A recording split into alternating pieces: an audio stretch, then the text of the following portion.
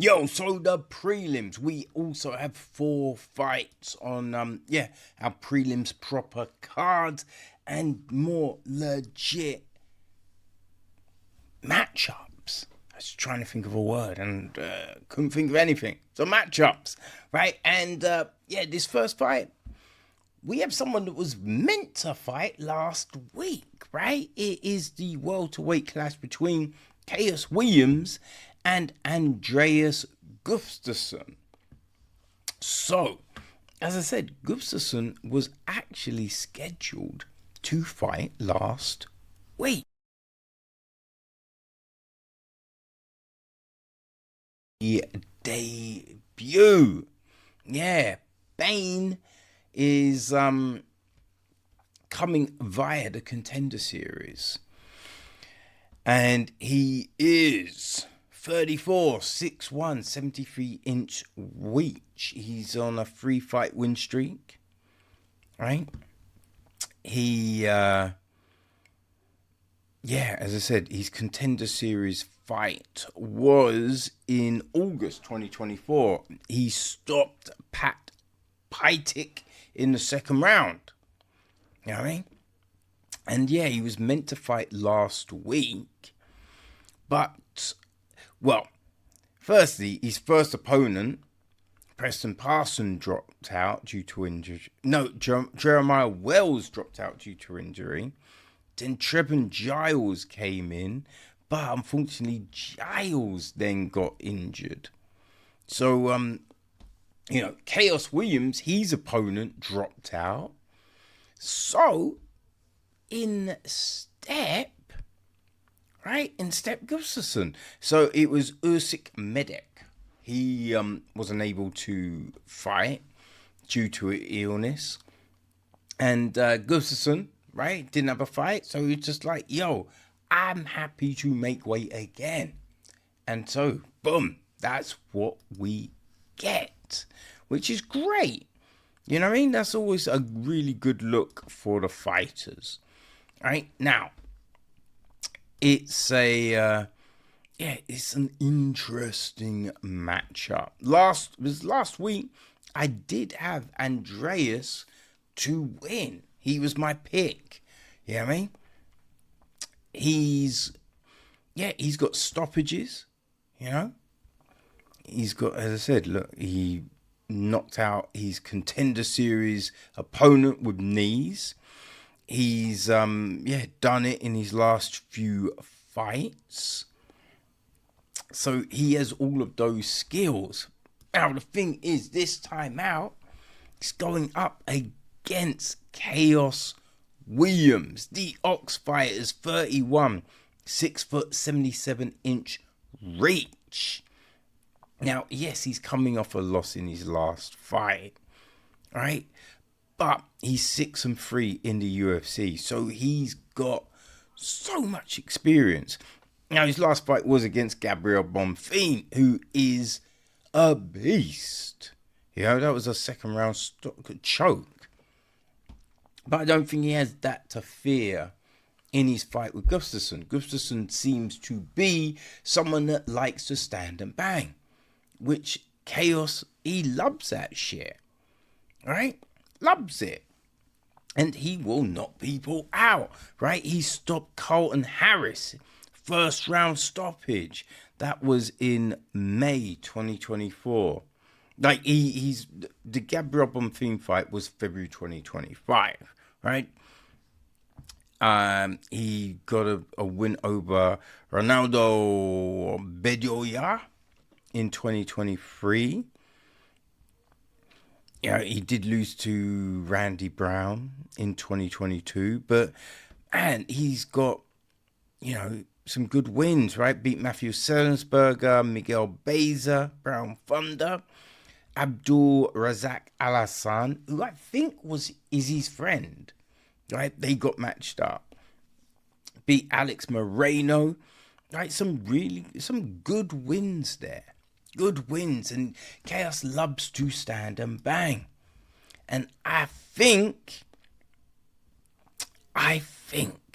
Chaos is going to, as I said, he's got that experience. He's been in the bright lights and he's got heavy hands. You do not sleep on Chaos Williams.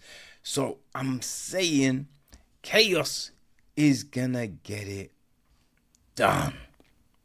Now, we then get to the heavyweights.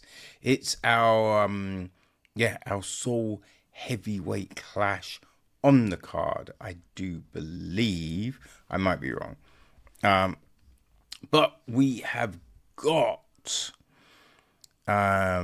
Sergey Spivak against Waldo Cortez Acosta.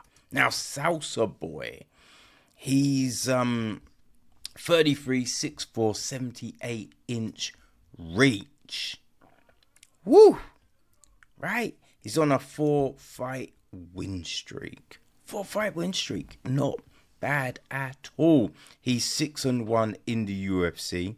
He's also fought in LFA, Bellator, and he's coming via the Contender Series.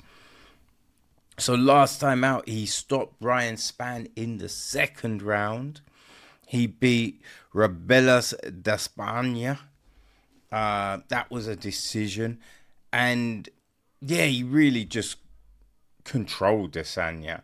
And there was so much hype around him, but Da Costa, just got it done. Beat Andrei Arlovski, Lucas Bresky. He's got some very, very good fight wins in his UFC career. Now, he is going up against the polar bear, Sergey Spivak, who's 30, 6'3", 78-inch reach. So the reach is, equal. But Spivak, he is 8-5 in the UFC. Right, he's coming off a loss to Jolton Almeida, but come on, Almeida's been murking so many people. There's no shame in that. That was January this year. For that, he beat Marcin Tybura with an armbar. Not bad at all. He lost to Cyril Gane in Paris, I do believe. Right, beat Derek Lewis, Augusto Saki, Greg Hardy. Did lose to Tom Aspinall in London. All right, but Aleski Olnek, Jared Van Der Nera. He's got some decent wins here, people. He's got some decent wins. So it's an interesting bout. This one is an interesting bout. I think Costa is good.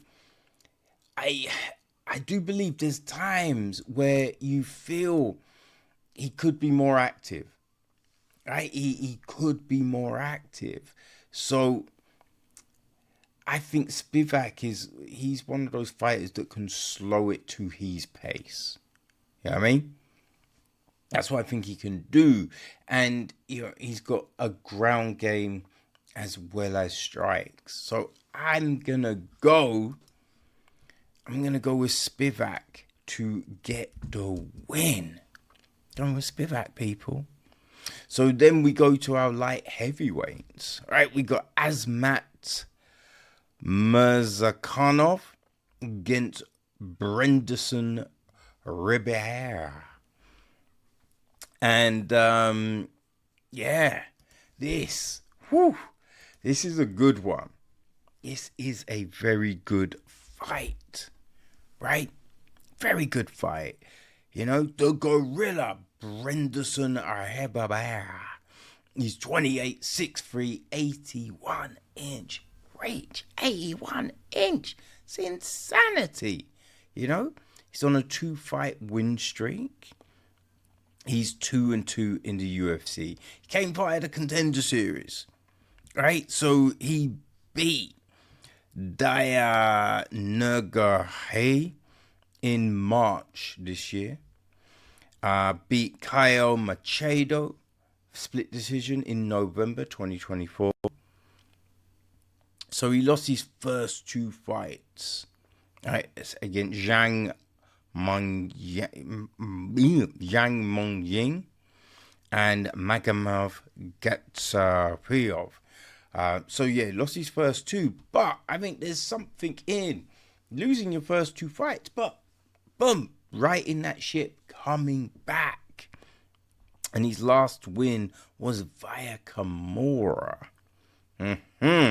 Right, his first previous fights were, decisions. Got to the UFC via stoppage in the first round on the Contender Series. He beat Bruno Lopes, who fought this last week, right? But yeah, prior to getting to the UFC, he was stopping people. He's got submissions, he's got knockouts, he's got all of that. Does like a guillotine, so he's got those skills. He is going up against the professional Azmat Murkanov, who's, he's 36, 5'10", 71.5-inch reach, and he is on a 14-fight win streak, people. 14 fights. Jeez.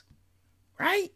Boy, he's 4-0 in the UFC, came via the Contender Series. So last time out he beat Alonzo Meadofield. That was in August 2024. He beat Dustin Jacoby via decision, which we saw how good Dustin Jacoby, right? We saw how good Dustin was last weekend. Stopped Devin Clark. Stopped Tafon Norwaki with a flying knee, and that was just nasty, right? And Tefon, it was a brick house, so that's very impressive, right? First round stoppage to get on to the UFC via the Contender, and outside he's just been putting it on people. He's got submissions, he's got knockouts. He's the real deal. He's the professional, people, right? And can a professional be a gorilla? That is the question. Well, with the right tools, the professional can get it done. That's facts. And I think on Saturday night, the professional does just that. So our final fight in the prelims, we've got the flyweights. Bruno Gustavo da Silva against Joshua Van. Oh boy. So the fearless, right? Joshua Van, he's 23, 5'5", 65-inch reach. He's on a 3-fight win streak. You know what I mean? 3-fight win streak. He is 6-1 in the UFC, which is fucking impressive. He beat Rai Tassana via decision in March this year. Before that, he got a decision over Cody Durden. That was a December 2024. Edgar Chavez decision. That was September 2024. Right? He's only loss in the UFC was to Charles Johnson, who, oh my God, beginning of the third round, like Van, really looked dominant in the first round. But in the second round, Johnson was, he definitely started to come back and get his range and start doing his thing. And then, so you're like, oh, what's going to happen in the third? And Johnson just came and knocked him out. Right? But he's righted that ship. You know what I mean? He's righted that ship. And he's definitely skilled, right? Outside the UFC, he does have submissions, right? And he's finished people. He's got good hands. He puts it together well. He's going up against the Bulldog, Bruno Silva. The Bulldog. He's 35. 5'4", 66-inch reach. He's coming off a loss in his last fight But we all know what that means. You know what I mean? It means he's going to be mad hungry this time out. He's 4-3 with 1 no contest in the UFC. Right, so, he lost to Manel Cap last time. That was in December 2024, right? He beat Cody Durden via strikes in July 2024. Beat Tyson Nan by a rear naked choke in March 2023. Victor Rodriguez, first round stoppage in 2021. And JP Boys knocked him out in the second round in March 2021 too. All right, so coming to the UFC, he drew. Well, no, the first fight was a no contest, and he lost the next 2. You know what I mean? So he's been able to come back from adversity to put together some good wins, some very good wins. So it's like, how is this gonna go?